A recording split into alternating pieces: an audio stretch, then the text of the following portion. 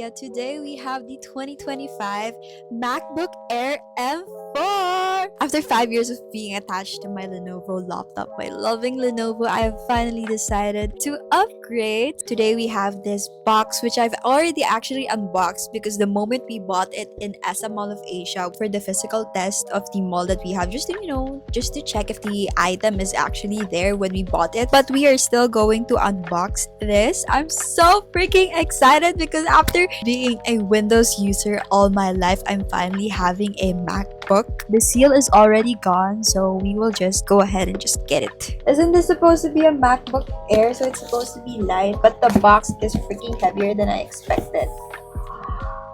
Ta-da! So inside the box, we have this. Woo! Let's open it. This is the color Midnight. There's actually 3 colors: Starlight, Sky Blue, and Midnight. So what I got is the Midnight. As you can see, there's already fingerprints because I've been using this for 2 weeks already. And when you open it,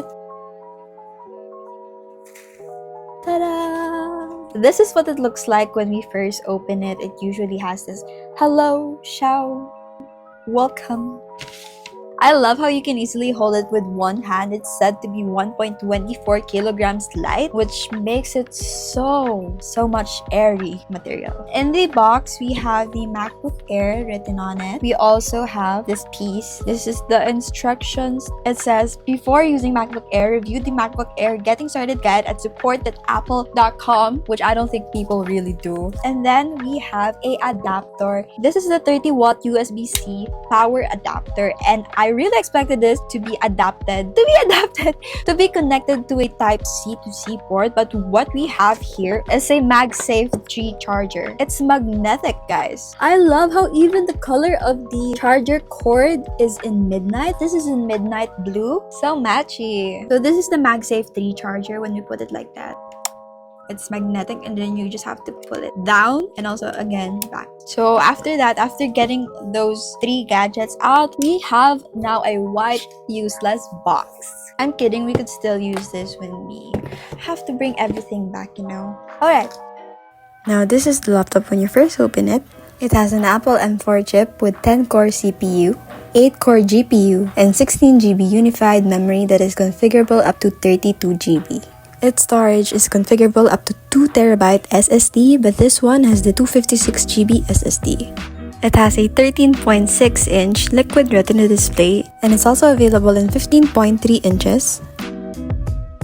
On the left side, you'll see the MagSafe 3 port for charging, and there's 2 Thunderbolt 4 or USB-C ports for charging, data transfer, and connecting displays. On the right side, it's more minimal with the 3.5mm headphone jack. And on the top is just a classic Apple logo in midnight blue.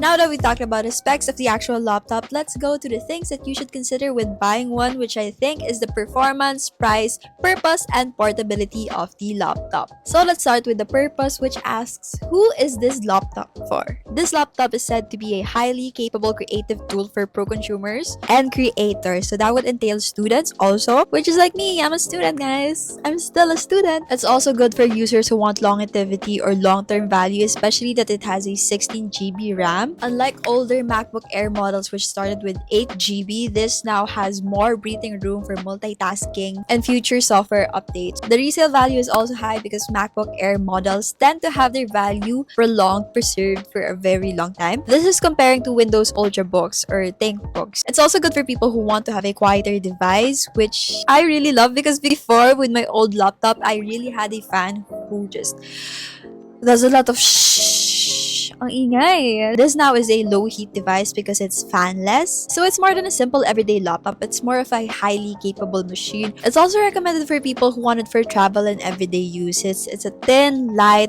easy to carry laptop. You could easily put it in your luggage. Because of those, I would rate the purpose a 9 out of 10 for me. It fits all of the criteria I've been looking for in a laptop. With the purpose I'm going to be using it for, I do a lot of video editing. I do a lot of multitasking when I use my laptop. laptop. My laptop is my primary academic and work life giver, so this is such a check. Now for the performance, which I would be rating using my point of view as a student. Since it does have a 16 GB RAM, it's super fast for school tasks. Even if I have like a Zoom meeting and then multiple tabs open, it can still be very fast. Speaking of multitasking, it can also handle presentations back to back and then light editing, which I usually do a lot. It can edit up to 4K videos, so it's not recommended for long or complex projects, which I still do use it for that. It's fast, it's quiet, it's reliable, and it's not bulky at all, so everything's so good, but I would give this an 8 out of 10. Next, let's talk about the portability, which is the most considered aspect that I had when choosing a laptop, even more than performance, because as a student who has been moving from classroom to classroom, and this laptop just gives it all in one. The height is just 1.13 centimeters. It's that thin for what it's capable of. The weight is just 1.24 kilograms, which I mentioned. I can easily bring it. I can easily fit it in a tote bag or a backpack, even a tote bag. I love bringing tote bags to school. It can charge up to 50% in 30 minutes, and I don't even have to bring my charger with me all the time because it can last up to 18 hours fully charged when it's just open and there's playback. But around 15 hours of web browsing, it can last me about 2 days of going to school. Since I have hybrid classes, I only go twice a week face to face. I just have to charge my laptop once and then it's good to go. And it also actually supports charging through the USB-C if it's needed, but since we have the MagSafe 3, that's what I use. Since it has no fan, it's silent when I bring it everywhere. And it also has a durable build. So it has a aluminum body that's strong but still lightweight. So I don't have to overthink if I have to put it on a specific table or just have to use it outside. It's still durable. So when it comes to portability, this is a big 10 out of 10.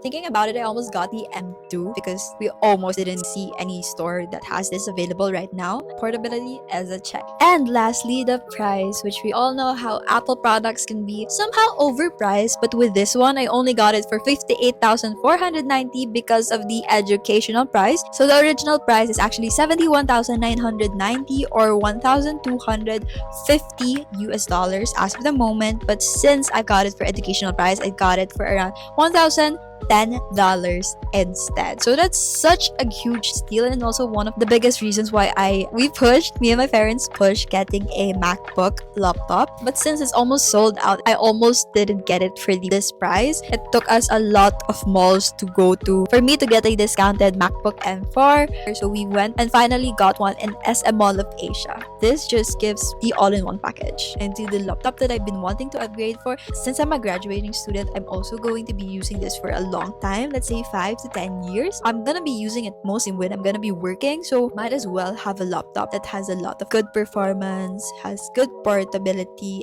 and will be having that long-term value that I've been wanting. So that is all for this video. Thank you guys for watching this review. I will be using this laptop for a very long time, and I will see you in my next video. Always remember, be a little kinder. Bye!